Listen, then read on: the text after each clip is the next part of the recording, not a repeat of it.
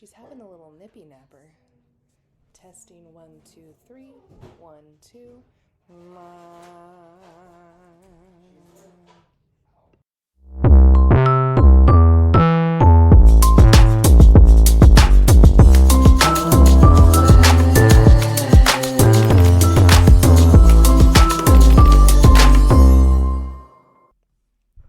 This podcast is for informational purposes only and should not be considered health advice. Views and opinions expressed in the podcast and website are our own and do not represent that of our place of work. Welcome to Gather, a podcast for everyone where we navigate women's unique health experiences and explore healthcare, advocacy, and inclusivity. I'm your host, Courtney. And I'm your host, Natalie. Welcome. So, Natalie, how was the first episode received? The first episode was wonderful. I got so many lovely messages, so much great feedback from all of you. Thank you for taking the time to listen and for letting us know what you thought of it and for having such positive feedback with something that is arguably really uncomfortable for us to be doing. May or may not have had a panic attack, but so excited. And having all of that feedback that we received was just so thrilling and exciting, and so grateful that everybody loved it. And you all had some great feedback for things that we could do better. And so we really appreciate that constructive feedback as well, because we want this to be a great experience for our listeners just as much as it is for ourselves. Yeah. And I think too, if you feel comfortable, leave comments in the notes section on your thoughts, as well as questions, things you'd like to see, let us know. And also make sure to like and subscribe to show your support, which is something I never thought I'd say in my life. Oh no, me neither. But I'm really proud of us. I'm so proud of us too. And it's exciting to be able to say that, because I feel like, oftentimes we're a little shy of being proud of ourselves. Yeah. And we did it. We did it. Yay. And here we are on episode 2. Yes, here we made are. It. Welcome back, everyone. Welcome back. But before we jump into, like last time, the meat and potatoes of the show, we're going to make this a segment on each episode because it was a fun time last time, as we had such a great time with our icebreakers. So it's going to be a permanent thing. So today we have 2 more questions, get to know you questions, get to know Courtney and Natalie. I love it so much. Yes. So our first question is, what's the strangest thing in your fridge? Oh, okay. This is a great question because technically it's not my fridge, as I'm very in between homes right now. But I keep my vitamin C serum in my fridge. Oh, okay. Which to some people is going to sound really strange. Mm-hmm. To my skincare folks out there, they're like, yes, queen, you keep your vitamin C in the fridge to maintain its efficacy. Yeah. Keep it fresh, keep it spicy, ready to put on the face. So I think that's the strangest thing in the fridge right now. Okay, that's also good for me to know because I keep mine on the bathroom counter. Yep, put it in the fridge. Okay, well, it's just about out, so the next one I get, I'll help pop it in the fridge. Pro tip, yes. Excellent. How about you, Court? What's the strangest thing you have in the fridge? So currently, this is not something common in the fridge that we normally have in there, but we just planted a tree in a pot and have moss in a Tupperware that we are keeping fresh in the fridge right now. So it's like in its own little section, so it's not contaminating the other. Although, food, but it is a weird thing in the fridge. It could be really beautiful to have moss just growing throughout your fridge. Yeah, just like have a beautiful nature fridge. Oh, I think I did see that on Hoarders on TLC when I was younger, but doesn't look like that, but I love it. What kind of tree did you plant? It's an oak tree. Oh, beautiful. Yeah, it was actually a gift. Someone gave us a seed. It's a seed. Oh. And so we planted it, and it's actually starting to grow. But we thought we would keep the moss and use it to plant a couple other things. So we were keeping it fresh. I love that. Okay, that is very strange, but really cool too. I can't wait to see this tree. Yeah, it'll be cool. Oak trees get really big. Yes, they do. So we're still kind of figuring out where we want to put it, but fair. Yeah. Okay, well, on to our second question. What is the last movie that made you cry? And Court, I know movies are like a big deal for you because you are not willing to just sit through any movie. So no, that's so true. Yeah. the last movie that made me cry was actually a show, and I use this because I bawled my eyes out. I don't think you watch Bluey, so you every probably once in a don't while, know, but the latest Bluey episode, The Sign. what is it about? So, spoiler alert for any of my parents out there, like fast forward through the next maybe like 30 seconds if you haven't watched it yet. But Bluey in general is about growing up, family, kids, making hard decisions. But this episode in particular, Bluey's aunt and uncle are getting married and they're moving, and Big life changes. really big life changes. And really my interpretation of the episode was small things throughout the day that can seem like frustrations or challenges can lead to big change in the grand scheme of things. Okay, that's powerful. Yeah. And maybe that's not saying much because I probably cry in every single Bluey episode.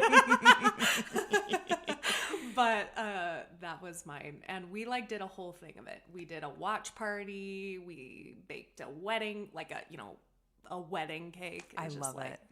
Covered in blue frosting and stuff. But that was mine. So, Oh my gosh. Bluey is a great show. And I feel like so good. something I've appreciated about it, because I watched it with your kiddos, I watched it with my nieces, like the way that Bluey tackles really honest, real experiences Yeah. in a very easy to understand and digestible way that's pertinent to the children watching, but also the adults. And I think this is a great example of that. Yeah, it really is. So good. But what about you? So, I love movies. I know, yeah. And I really love movies that make you feel very uncomfortable. Which, yes, I'm sure there's like a psychological reason behind that. But the most recent movie that I've seen that I cried to was Past Lives. And not to give any spoilers away, but it's really just a beautiful film that addresses, honestly, kind of what that Bluey episode is addressing, how small changes or small decisions throughout your life can culminate into this massively different end result. So it follows this character through her early adolescence, early adulthood, and the decisions she made, the places she lived, how that changed the romantic partner she ended up with. And it's this really powerful movie that kind of highlights that and reflects on, what would it have meant to her if she'd made a different decision. Oh, that sounds really good. And it was really powerful because at the end of the day, it seemed, at least my interpretation of it was, one decision wasn't necessarily better than the other. It was just different. And she really had to hold space and grieve the life she didn't end up having while simultaneously being happy with the life she chose. Wow. And that sounds really good. it was very impactful. Let's just say I cried really hard. What was it called? Past Lives. Past Lives. It sounds like both of us, these are like direct representations of how intentional we are about our lives and our choices. Absolutely. Yes, cry. Yes. Oh, yours is the adult version of Bluey. Bluey's The Sign. And to be fair, I do cry during most movies. For those of you listening to this who have watched movies with me, you know that I am just a very emotional movie watcher, but Past Lives, 10 out of 10 would recommend. I think it actually won the Oscar for Best Film 2023. Okay, I'm going to have to watch it. Check it out. You would love it. I'm excited with all my free time. All your free time. Yeah, swap off Bluey. Yeah. Tell the kiddos it's time to watch something else. Watch a Past Lives. Yes. Oh, that's so fun. Well, at this point, you're probably waiting with bated breath. What are we here to talk about today?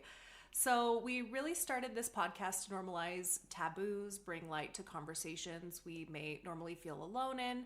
So today we are talking about all things periods, also known as menstruation, which bleeds into, pun intended, how did we get to this topic, Natalie? I love the puns.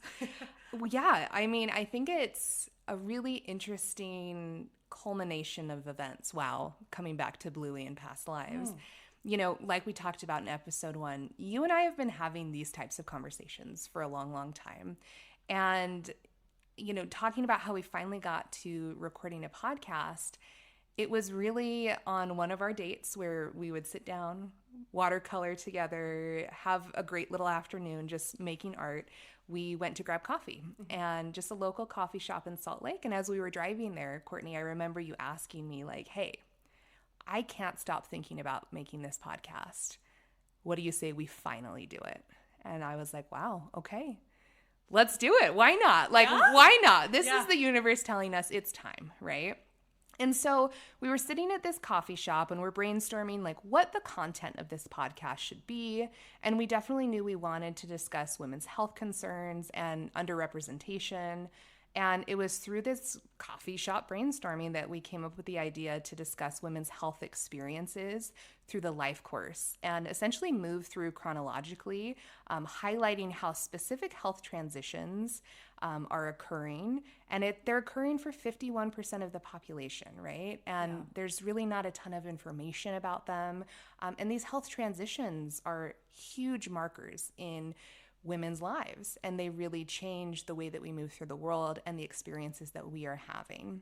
And so we really wanted to highlight, of course, the impact of these health experiences on our work lives, our families, our school, our health, our sports, all of it, and the way that we move through the world and experience these transitions and how they inform our experiences, right?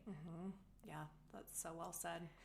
And in particular, like through the life course, I think was the piece where it was like, how do we, like we kind of talked about in the last episode, really encapsulate and do justice to these topics for women to learn about?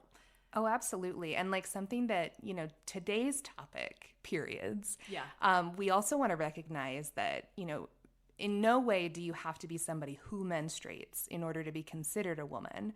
And we also recognize that there are plenty of folks out there who are not women and who also menstruate, right? So these are definitely experiences that span the spectrum. And it's if you have a uterus and you have a period, this applies, right? And those experiences are going to look very different than they did for us. Right. But we would just want to acknowledge that too. Yeah. Yeah, agreed. And I think, where we want to make sure that we're really encapsulating all people going through these things, we want to make sure that we're focusing on inclusivity and maybe some of those things that challenge and stretch people that may not normally be thinking of those things. It's like, we want to make sure that we are talking about that. Oh, absolutely. Because I think it's one thing for us to share our own experiences with each other, and arguably we have fairly similar experiences, just given the way that we move through the world. Grown up together. Yes. Yeah, exactly. And our goal is to also learn and to also expand our own minds, our own understanding of the way that everybody is moving through the world. Right. So that exactly what the goal of this podcast is, we can normalize these concerns, these experiences, and create this beautiful community together. Right. Okay, so we're here. We're talking about menstruation. Yeah. In particular, the very first time somebody has a period. So when we were coming up with this concept, brainstorming at the coffee shop, I put on the list, I said, okay, menarche. And Courtney's like, are you making up a word right now? Like, what is that? I was like, I'm probably really down to talk about it on the podcast, but I genuinely don't know what that word is. Okay, because that was going to be my question. Like, did you genuinely not know, or were you just laughing because I love to make stupid jokes? No, I really had no clue. I was like, what is this? That's fair. Yeah, I'd never heard it before. Like, candidly, I've never heard anybody use that before, like in a medical term or like from my own physicians or my experience. Like, I've never heard it. Absolutely. And I think that just brings up a great point that we actually probably need to define menarche right now. Exactly. So as a medical professional, and I am a pelvic health physical therapist, so I actually talk a lot about this stuff all day long, which I'm so fortunate to do. So when I'm thinking about menarche and what it is, I will just read you the medical definition. Okay. But first I'll just say it's short and sweet, the first time a young girl has a period, right? But menarche is defined as the first menstrual period in a female adolescent, and it typically occurs between the ages of 10 and 16, with the average age being about 12 and a half years old. And we now know that there are a lot of different, what we call determinants that impact when somebody starts their period. So these are socioeconomic conditions, genetics, general health, nutritional status, exercise, seasonality, and the size of a family. All of these are elements that are thought to play a role in when menarche first occurs. Now, usually this is a painless first period. It is often not associated with ovulation, so that's something that kind of regulates as the period continues to occur, right? But it also does signal the beginning of reproductive abilities and is really closely related to the development of secondary sexual characteristics such as breast, wider hips, pubic hair, all of those typical signs of puberty. And that begs the question, right? Like, well, what's the difference between menarche and puberty? So menarche actually is the final physical event in a whole bunch of different steps that are known as puberty. And so usually we see like a big growth spurt as the first physical event, which is then followed by some secondary sex characteristic development. And then we see menarche come in with that first menses. Yeah, I candidly didn't know a lot of that. And I think, where you and I are also taking this as an opportunity to learn for ourselves. Absolutely. How incredible that is for us to learn, to be able to speak to my children about that. Full transparency, when I saw it, if you're Googling it because you want to learn about it too, I thought it was called Menarche, based on the way it was spelled. Uh-huh. So... and to be totally honest, I usually call it menarche just because that's what I like to call it. Yeah. But technically it is menarche. Yeah. I know, which also sounds really close to malarkey, which, I'm making all kinds of jokes about that. But I think it's good, talking about this and, obviously if you're listening and you have children, making that decision and what's right for you and your kids. But I think so much unknown and uncertainty surrounds these things, and it's such a challenging time in your life. Period. Again, pun intended. I'm gonna make as many as I can. Emphasis on the period. Between the ages of 10 and 16. Oh yeah. Those are some of the hardest years, growing up, finding yourself and going through all of these hormonal changes and body changes and in comparing yourself to others and being able to have someone there, whether that's your mom, your dad, or mom's dads, whoever your parents are. Oh yeah, aunts, uncles, grandparents, family, friends. Support systems in general, saying hey, it's okay. It's normal. This is normal, and it's okay. It actually makes me think about a conversation I had with my 9-year-old niece the other day. She's been having just a lot of feelings lately, a lot of big feelings, right? And she's been coming up to me and saying, Aunt Natalie, I'm feeling these ways and I don't know why. And I was actually able to talk about puberty with her and say, hey, you are likely going through something called puberty. And it starts, at way in advance of this big event known as your period, right? And we had a really nice conversation, and it was short and sweet, and it was totally at the level that a 9-year-old wanted to understand, right? Yeah. And she was like, oh, okay, so I'm going to get my period. What does that even mean? And it was great because you and I had really been diving into wanting to get some really good research for this podcast. And I was able to speak to her about it and say, that's so cool. Hey, your period will kind of be this end stage of puberty. And here's how your hormonal fluctuations during puberty can impact your emotional state. And it can make you feel these big feelings that you're not really sure why you're having them, right? You were able to have that conversation with her, and I bet that'll make such a huge difference as she goes through this too, and just saying I've been prepared for it and it's okay, this is part of life, and knowing that she could ask me a question and I actually had not just my own perceived information, but actual like information for her. And I think that that's something, Courtney, you and I have talked about in creating this episode, is that hopefully it's informative so that we can utilize this information to have more well-informed conversations with our kids, our nieces, our nephews, all the young people in our lives who will ultimately go through this or know somebody who will go through this. And I think, like you're saying, too, like not just nieces, but also nephews, That's too. exactly right. Really important as we normalize these topics to be able to speak to young boys and young girls. Otherwise, it does become something that the taboo continues. If it's like, oh, no, we don't talk about that. Like, we just let them go. It's like, nope, that's not the case. Like, how do we support menstruating people? Period. Yeah, period. Here we are. And, that kind of brings us back to the story of like when we were sitting at the coffee shop and came up with this idea, really our goal being we can take these medical experiences and these really like medical definitions, right? Like the Menarche definition, and talk about them and humanize them, and say, hey, this is a normal biological process. Here's how it's defined medically, and here's how we are going to share our stories and normalize it and make it just a normal part of existing in this world.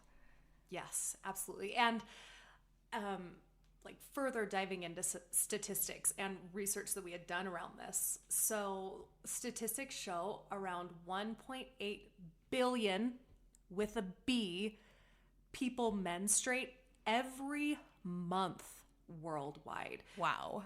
Yeah, that's a lot. That's a lot of people.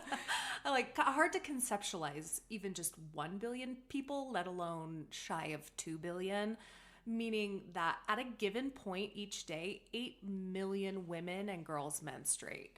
So the fact that we don't talk about this more is shocking, like baffling. Absolutely. 800 million menstruating every single day. That's hard to wrap my head around.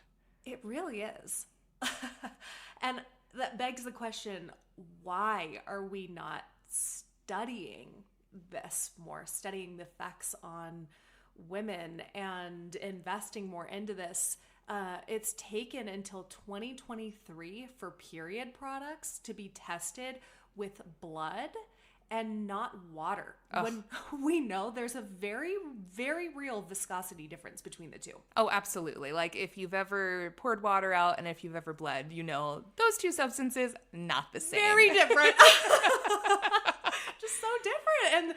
And for context, even more like in detail, if 1.8 billion people isn't enough to like fully like grasp that, hit us with the stats. We're ready. Right? The average woman has an average of 450 periods in a lifetime. That is a lot. Spanning between 3 and 7 days is the average period. Yeah. That's not, accounting for anything that's longer. Right? Those kind of variations we can definitely see.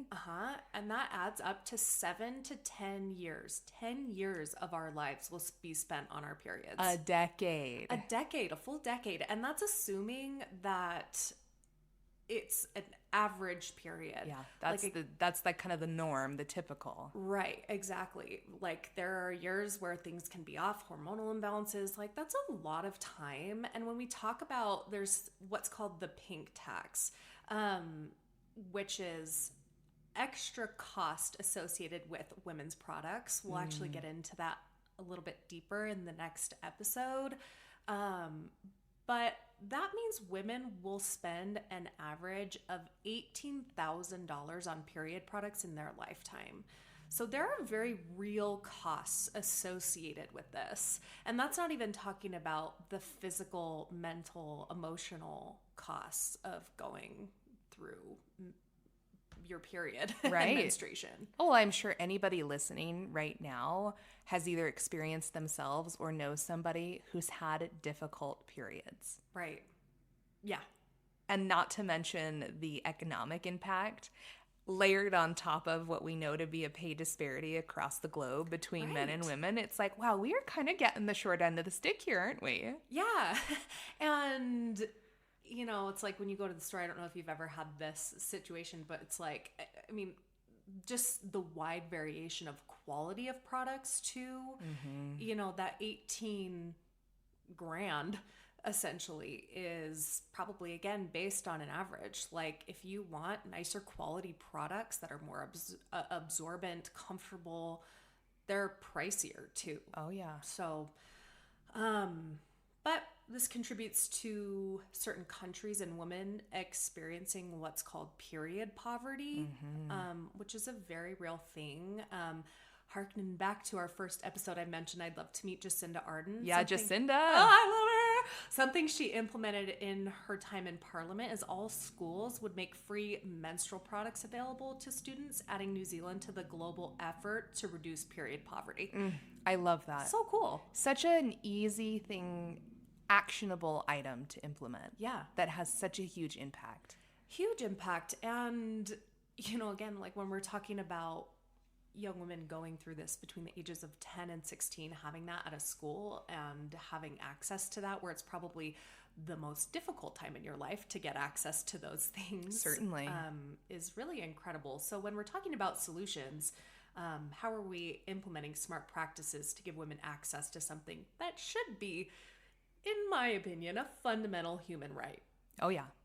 But I digress. We'll talk more about that in part 2, as I mentioned. But to start understanding where we're at today, it's important to also talk about the history. Yes. So I'm excited to give an extremely brief overview of the history of menstruation.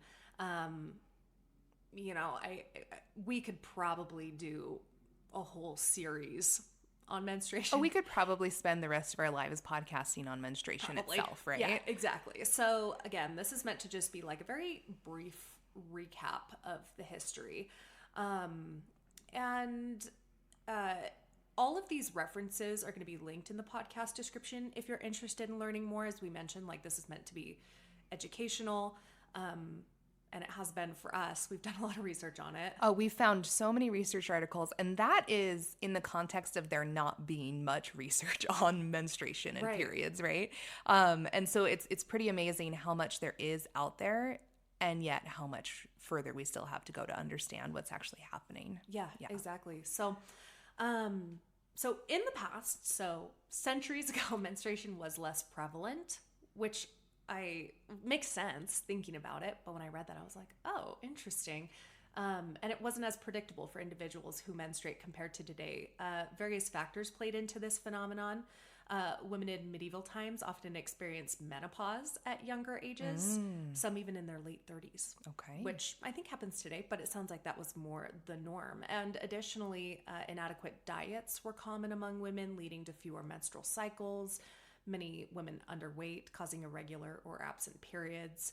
But period products have also been around for centuries. I learned, interestingly, the first disposable pad by Johnson & Johnson were introduced in 1888. Oh, wow. Did you know that? I did not know that.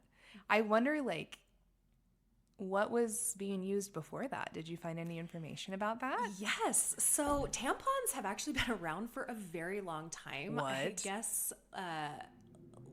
what women used to do is they would take sticks and wrap them in cotton. Oh my goodness. Could you imagine? I'm trying really hard not to imagine that right now. Yeah. We've obviously come a very long way, but they would do that. There were certain leaves, but a lot of women would use cotton. Okay. Raw cotton. Good absorbency. Yeah. But historically, menstruation is laced with lots of taboos. Even today, there's still a lot of taboos in discussing menstruation. But women who were menstruating, if, products weren't available, were sent to be on their own. To a place where they could menstruate.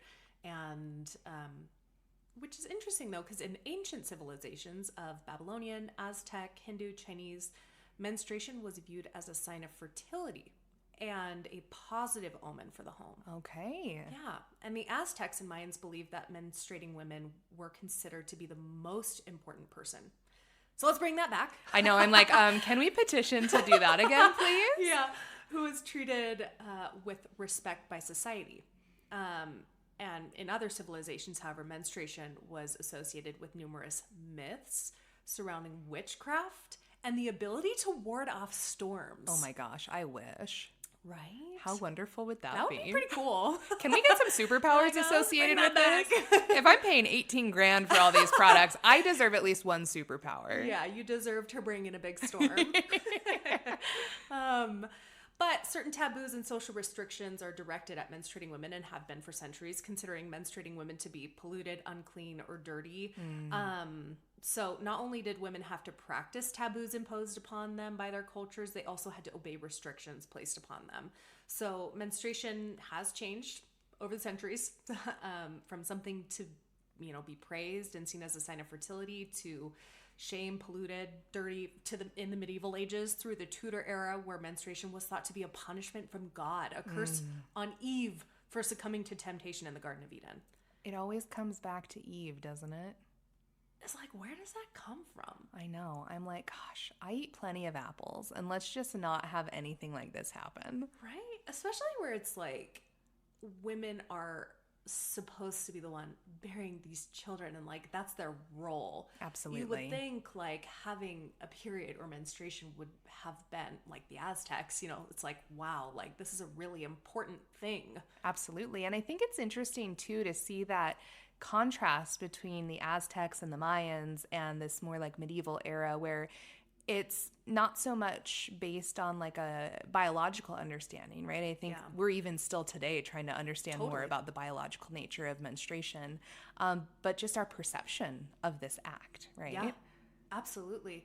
And, we're speaking from the change within our own position globally. Absolutely. Like, it's very different across the globe. Do you want to speak to that? I would love to, yes. So I would love to give just a brief overview kind of the global context of menstruation. And as Courtney did a great job summarizing, there have historically been a lot of beliefs around menstruation that, periods are taboo and they mean that women are impure, dirty, sinful, and that menstruation is a curse.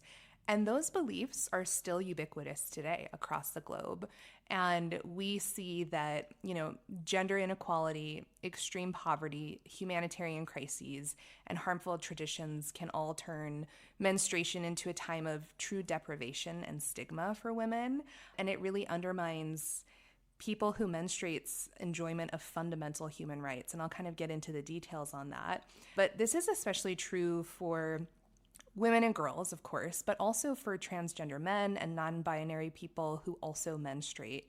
And so we see that, globally, many of these taboos start with menarche, which is why we're talking about that today. And, women are discouraged from touching or washing their genitals during their periods to eliminate the possibility that they might contaminate the water of communal bathing areas.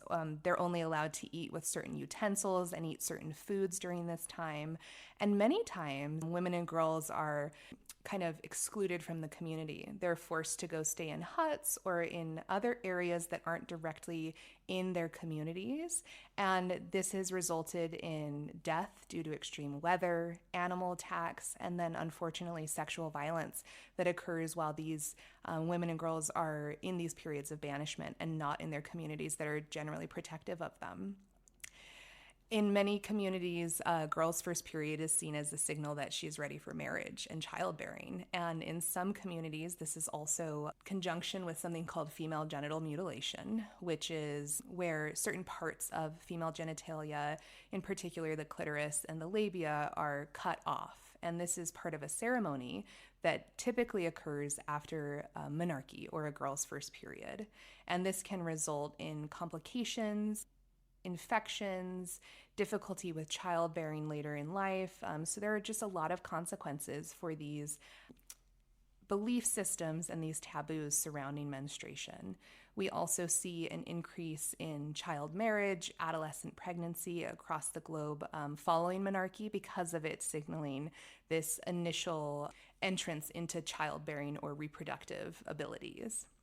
And this Taken all together, these concepts definitely reinforce gender inequality and perpetuate this idea that girls are less desirable, valuable, or capable than boys in their communities.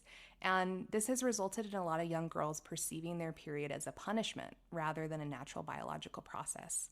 And many of the restrictions we see globally and in the US themselves are self-imposed by many girls too, because there's a lot of fear surrounding participating in activities at school, in athletics, in social gatherings. And so it really is reinforcing these separate public spaces. Courtney, kind of like what you were saying earlier, like we have to educate not just women and girls about menarche, but also boys and men and non-binary folks. And so everybody understands the natural process of menstruation. Yes.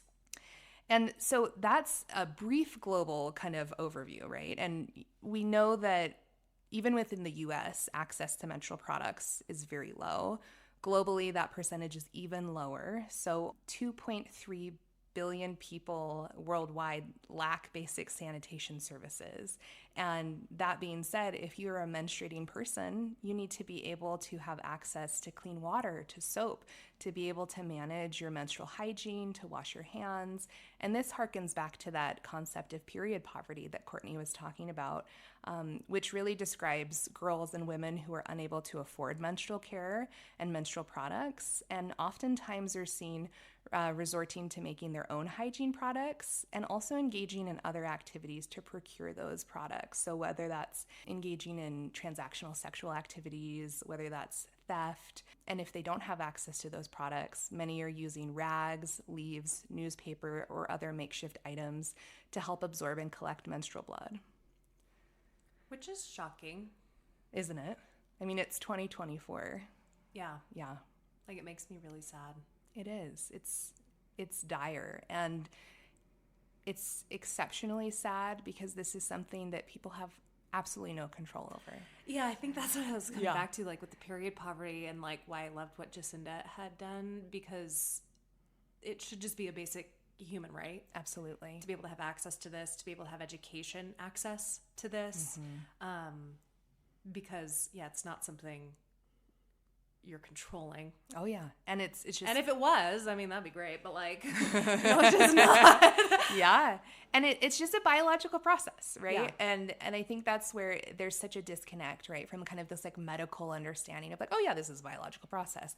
But then we look at these social impacts of a biological process. And I think that is really at the heart of like everything that we're hoping to do, is to say, yeah, these medical things, yeah, okay, it's biological, but how is that impacting every aspect of our lives, right? And you bring up some really good points about human rights. And in my research on kind of this global perspective, I found from the UN a statement that came from, different like social advocates, educators, humanitarian professionals, and global development specialists have established a basic agreement of what people who menstruate need in order to manage their menstruation, because they've found that globally the consequences of menstruation undermine women and girls' access to what we know as these universally agreed upon human rights, which include the right to health, education, work, water and sanitation, non-discrimination, and gender equality.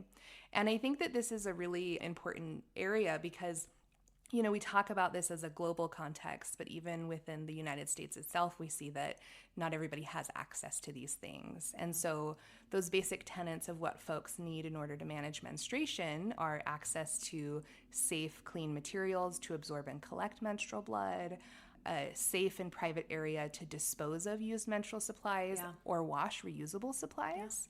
They must have access to soap and water. And then, of course, what we're talking about, basic education about the menstrual cycle, how to manage menstruation without discomfort or fear. And then access to health information and care that ensures that people are able to make informed choices about how they choose to manage their own experiences with menstruation. Yeah. Thank you for doing all that research too, because I know that's like something I'm learning as well. Like all of your research, like I have also learned as far as like the global context, because sometimes I think when we get siloed into our day to day and we just like go about the process, it's so easy to just get caught up in like, yep, this is like how life is, versus thinking about everything other people could be going through globally. Absolutely. Which again, I feel like is shocking. Like, it's just shocking to think about that. And also personally, I'm like, hey, I want to do something about that. Like, how do we do something about this? Yes, absolutely. And I think that like recalibrating our perspective, right? Because, and it doesn't lessen the adversity or the difficulty that people face in countries that don't limit access to, you know, water and soap, and who do have access to menstrual products. Yeah. But there is definitely a continuum, a spectrum, and we're definitely seeing globally, especially with, you know, humanitarian crises happening all over the world, these period poverty impacts are exacerbated that much more. Yeah. And I don't think period poverty is a very commonly used term either. Like, and I don't know, I haven't thought enough about it. Is it something because like we try to like brush it under the rug, or is it because we just don't talk about it and it's not something we think about because we are siloed into our own worlds? I don't know. Probably D, all of the above. Yeah. Yeah. So also all the more important we are talking about it. Absolutely. And I think that that's really the biggest goal, right? Let's destigmatize these topics. 51% of the world's population menstruates. Why am I still hiding my tampon as I walk to the bathroom at work, right? Oh my gosh, yeah. Well, I remember like growing up, you'd be like in these like, I don't know. I mean, people would tell you to be like, okay, like this is a really good tampon because like you can hide it up your sleeve, or like you can, like people won't know what it is. It's like, oh, I pay $18,000 more for discreet packaging so people don't know that I menstruate. Well, that's like literally the thing. That's exactly right. Yeah. Which... Yeah, I have so many thoughts. Right? And I think that like it is really important to have that global context and to be thinking globally. And I also think we both can appreciate how much just changing the narrative within our own community, within our own circles, within our own culture. For all genders too, again. Like it's not just people who menstruate, it's everybody. Having a top-down and bottom-up approach, right? So that it is hopefully all-encompassing. Yeah, exactly. And I think too, like again, you know, where we expect women to bear children, and that is their role. I guess like not we, but like, I mean, that's for generally many cultures, speaking. Like, yeah, it's like, why are we demonizing something that is reproductive health? Absolutely. And I do think it's hard because culture is such an interesting topic, and so many things go into informing culture. Yeah. And I think, you know, in an attempt not to stigmatize or judge other cultures, but rather acknowledge that the way that things are right now is not healthy, beneficial, or really safe for women and girls and people who menstruate across the globe. Yeah. And if we don't talk about it, we're left to question what's real, what's not. Is it normal? Is this not normal? Like, you just start to question, and you don't feel safe asking questions like we talked about earlier. If you have someone that's safe, you can ask questions and get answers to those things. But if it's oh honey, we don't talk about that, then how do you know your baseline is actually a healthy baseline, right? Yeah. You just end up suffering through things. Well, we're here period talking today. Yeah. And, you know, believe it or not, Courtney and I have never shared our period stories with each other. Which is like crazy to me. It's pretty remarkable. Over 2 decades of friendship. Like, that's wild. And I think it speaks to this. Like, we just don't talk about it. It just has never really been on the radar because it's just something we've gone through. You just don't talk about it. Yeah. I've asked you for plenty of menstrual products over the years, but we've never really sat down and had a conversation about what was it like for you? What was Menarche like for you? And so let's go ahead and discuss it together today for the very first time. Yeah. So, Courtney, do you mind starting? Sure. What was your first time with Menarche? What was that like? Yeah, it was crazy. It's like you reflect back on your life, and there are certain days and experiences, like when somebody asks you about it, you can like remember everything. I remember our house. I remember what we were doing. Like, I remember all of it. And so it was actually Christmas break. No. Yeah, I think we were like setting up the Christmas tree. Okay. So we were all decorating, and I went to the bathroom, and I was just like shocked because nobody had talked about it. I know like schools will do a maturation. Yes. Yeah. Conversation. And I was very young. I was in 5th grade. Okay. And so this was not something that had been discussed. Like I didn't even know about this at all. And I gasped and I yelled for my mom. Oh. I was like, Mom, and she came running to the bathroom to see what was wrong. And I remember she opened it up. Mom, I'm sure you're listening. I'm sure you remember this day too. But and she opened it up and she looked at me and she was like, oh, okay. The surprise gasps, yes. Yeah, because I was really young. Yes. I mean, what, you're only like 9 or 10 in 5th grade? I think I was 10. Okay. Yeah, or maybe almost 10. So Okay. I was very young. And she was so wonderful. She was like, oh, okay. Well, and then she brought me up to her bathroom and she introduced what a pad was. Amazing. And I'm sure she talked to me about this whole thing, but I think I was so shocked. And I remember feeling very embarrassed. I was like, I remember I told her, I was like, don't tell Dad. Oh. I was like, please don't tell Dad. And I'm sure she did, and which is good. Parents talk, they need to know what's going on with their kids. Of course. I remember I had that embarrassment, and I think because I didn't even You didn't know what it understand was. this was something that's on the radar. Totally. I was just so shocked and embarrassed. Oh. Which is crazy, because then I remember we had that maturation conversation after I had started my period. Too little, too late, honey. Uh-huh. And I was I remember being in there and having that feeling, I'm little 9 or 10-year-old Courtney. And I was there were, because they separated us out into classroom of boys, a classroom of girls. Which, let's stop doing that. So everybody knows Right. what's happening with the other gender, right? Right. Yeah, I know. And so I remember feeling this calling as a 10-year-old. I was like, yeah, I need to speak up for the pads. Yeah. But then I also didn't want anybody to know I had already started my period. Gosh, such conflict and shame. I was really conflicted. Oh. So, but and then I got older and we moved on and other people started getting their periods and it just was what it was. But... Yeah. At that point, you're like, this is old hat. I've been doing this forever. Right? Oh my gosh. Yeah, that was mine. What a little Christmas surprise you had. On Christmas. Oh. I don't know if it was actually it wasn't on Christmas Day because we weren't unwrapping. We were decorating the tree. Yeah. But I just remember, our big bay windows. I remember my mom's bathroom. I remember the bathroom our little entryway bathroom. I was Absolutely. So. Oh my gosh. Yeah. And you were the oldest in your Yes, family. yeah. Did you then share this information with your younger sibling? Do you remember any of that? No. Okay. That's interesting. I've actually never spoken to any of my siblings about it either. Okay. So my sister growing up, no. Okay. And that in and of itself is kind of just in line with what we're talking about, how this is just generally not something that we're encouraged to share about, even though it would be really helpful, right? Very helpful. Yeah, to be able to know those things, to not feel embarrassed, to not have this existential dread of am I dying? Yeah, what is happening? Yeah, what's going on? Yeah, just for listeners who do not menstruate, just imagine going into the bathroom and finding blood that you weren't expecting. Yeah, a lot of blood. A lot of blood.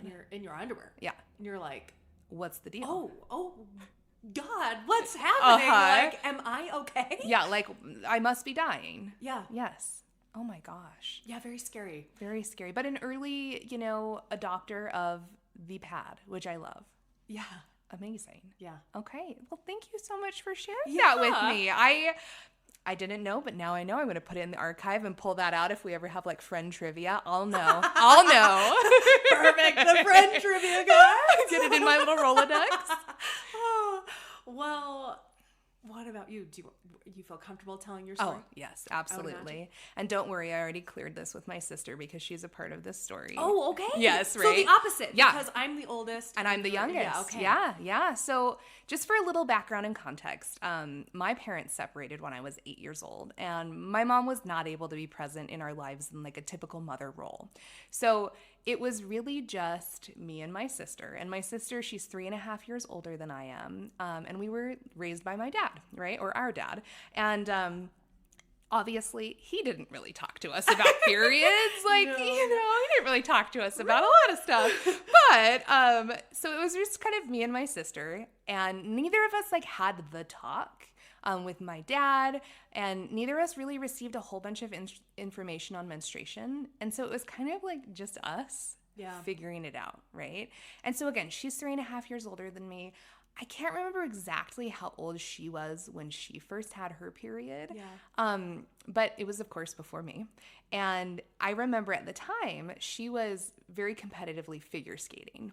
And she got her period. And she needed to have some kind of like menstrual hygiene solution so she could continue to wear her like really beautiful, amazing figure skating outfits and continue to compete without any hindrance from her menstruation. And so pads were off the table, right? And like that just wasn't going to work. So we convinced her dad to take us to the store and we picked out some tampons for her. And I just really distinctly remember us like walking upstairs, going into the bathroom, reading the pamphlet on the tampon box, like, wait a minute, what are we supposed to do with So these before things? you got your period, you were doing this with her? I was doing this with my sister. Oh, that's cool. And so we're like reading through it. It was not very straightforward. And for her, obviously very uncomfortable because like, you know, she had never used a tampon before. She didn't have any information on this, but she finally figured it out, right? Okay, yeah. And so I was like pretty pumped. I was like, all right, like, can't wait for it to be my turn because then I am going to experience, like, all these cool things. Like, because I, like, watched my sister, like, go through puberty and, like, she's like, okay, she's, like, this young woman and I'm seeing, like, all these changes happen for her. And I'm like, okay, when is it going to be my turn? And, like, the clock is, like, ticking for me. And honestly, after a while, I was like, oh, I guess I'm just never going to get my period. You like write it off. Yeah, I was like, it's just not something that's going to happen for me. Like, I'm cool. Like, you know, it must just not happen for everybody, right? I was like, maybe it's because she's a figure skater. Like, legitimately, like, and that just, like, speaks to, like, how little information we had. I was like, maybe I just need to, like, pick up figure skating and it'll happen for me. Like, what? That's hilarious. But then we fast forward like 4 years later, right? So I'm about 12 years old. Okay. My sister and I are back east, staying with our grandparents for the summer, which was typical for us. We did it every summer. And I must have started my period while I was sleeping that night because I woke up and my pajama pants were soaked with blood, like soaked through. The sheets had blood on them, and I was like, oh, this is not normal. Like, my gosh, because once again, I didn't know. Like, I had no concept or baseline for, like, how much blood comes out or, like, anything, right? So I'm, like, in the other room, and I'm yelling for my sister. I'm like, oh, my gosh, like, I think that something's really wrong with me because these pants are covered in blood. Yeah. Like, nowadays, I realize, okay, it's a totally normal amount. Yeah, but you like, I mean, this is the first time this 12 is years happening, old, and you probably didn't know what happened to your sister. You just knew she had started her period. Yeah, like, I didn't even really know what that meant. It was very, like, abstract at that time, right? So my sister comes in, and she's helping me. She's changing the sheets. She's, like, taking care of the pajama pants. I get in the shower and clean up. And to be frank, like, I had seen how scary it was for my sister to like figure out this whole tampon thing. And I did not know what pads were because once again, like I didn't have any education on menstruation. So I consider myself an early adopter of free bleeding. I was just like, all right, well, I just like put a clean pair of underwear on. Yeah. Put my jeans on and like went about my day because I was like, oh, well, I'm not going to use a tampon because that's freaking scary. So traumatizing, And I didn't know there were any other options. So I was like, okay, well, I guess I just like do my thing and just bleed in my pants all day. Oh and like, you know, it was my menarche, so I'm not bleeding like super heavily. And that night, my grandma comes in to like, it was like a shared bathroom between the two guest rooms, and she's taking the dirty laundry basket, right? Because like, yes, of course, my grandma was doing the laundry for us. Thank you, Granny. And she saw my bloody PJ pants. She saw the bloody sheets and she saw my bloody underwear and jeans, and she was like not happy. Oh, really? She was like, oh, come on. Like, she was like not thrilled. I just love how in line that is with you. You just like don't ask anyone else. You're like, guess this is just how it is. And you like go about it. Like, I'm like, cool. You don't tell anybody. I'm just like, well, guess I just put my undies on and go for it.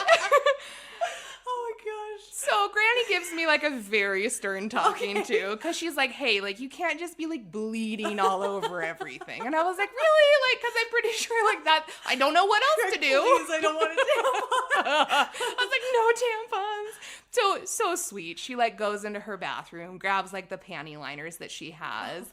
And, you know, she's like talking to me about how important it is to like wash the blood out and like so that it doesn't stain, you know, because she's like a grandma and she's like super into like keeping the sheets nice, right? Very crisp and clean. Yes. But so Probably then threw them away. she probably burnt them. She's like, oh, I'm never going to get all this blood out. So that's when I first learned about a pad, and let's just say the relief that I felt, I was like, oh, okay, 12-year-old Natalie's not going to have to figure out this old tampon thing yet. Oh my gosh, what a relief. So that was my first experience.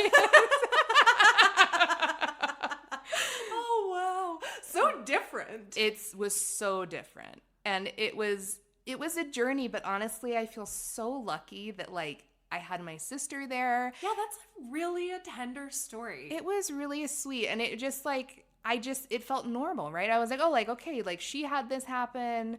You know, once I realized that I wasn't bleeding to death, I was like, okay, I guess that's like a normal amount of blood. And I just knew I didn't want to use a tampon. And like, I had no other context. So it was just kind of like, figure it out as you go.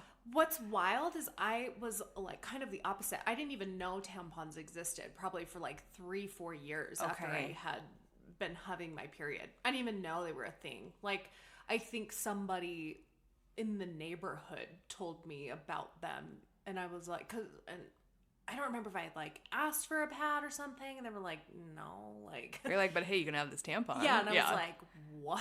You're like, excuse me? Yeah, and so that's kind of like how I learned about it. It was like through like a conversation that wasn't even about that, kind of like learned about it. Totally. So it was like the opposite. Like flip it and reverse it. And I think it's funny too, because actually menstrual products are a very personal choice. Like totally. Of course, like going through the life course, you learn about, like you're saying, a lot of other options available to you. And like now there are like menstrual cups and menstrual underwear and stuff. And like you've got a lot of options. Yeah. And so it's kind of funny now where like if you go up to a coworker or a friend and you're like, hey, do you have like a menstrual product? Yeah. Like I feel like 50% of the time I get told no because people use menstrual cups now, and which is great and super sustainable and lots of great stuff about that. Or it's like they offer me like something that I'm not interested in using because I have such a personal like approach to how I manage my own period. Right. And so I feel like it's something where having that information early on and that exposure is really, really important. Absolutely. Wow. Well, that's fun. I'm glad we did that. How fun was that? I feel like I know you even better now. Oh, wow. That's awesome. I love getting to know that about you. Likewise. Okay, go out there. Encourage you to do that with your own friends. Like, that was really fun. Share your stories. Ask yourself that. Have you ever shared your period story before? Like, I don't think I've ever even shared it. I don't think anybody's asked. I don't think, nobody's ever asked me that before. Yeah. And I'm thrilled to share it. Yeah, me too. That was fun. It was way fun. But you know, just as we kind of come to a close in this episode, like with this topic of menstruation in particular, this is an experience within the life course of a woman through, like Natalie had mentioned at the beginning of the episode, what we're planning to do within our podcast is start at the beginning through the life course of womanhood, all the way up through perimenopause and menopause and postmenopause phases.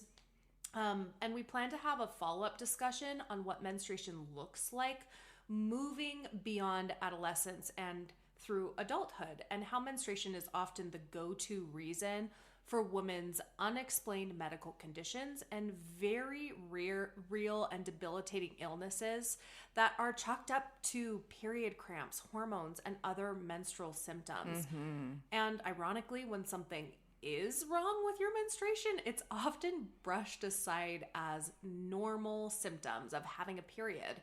And we know now that there are typical menstruation symptoms and atypical ones that should be taken very seriously. Oh, certainly.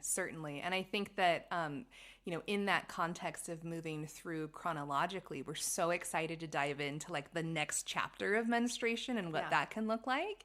And ideally, our goal for these episodes is to have them be in chapters, like we've mentioned, and, have it be where Courtney and I together discuss the topic. And then ideally, we'd like to have episodes where we bring other folks in who have experiences with the topic so they can share their stories with us. And then finally, we'd like to have kind of a tail end episode with a professional who specializes in the topic area so they can give us their insight, their knowledge, and help to better educate us and our listeners. So we would love to have guests on the show that can speak to menstruation and menarche from their own personal experiences, of course, as well as professionally. So just a little shout out, if you would like to be included or you have someone you think we should reach out to, please let us know. We're looking to build a community and to share with all of you. As always, thank you for gathering with us, and until next time.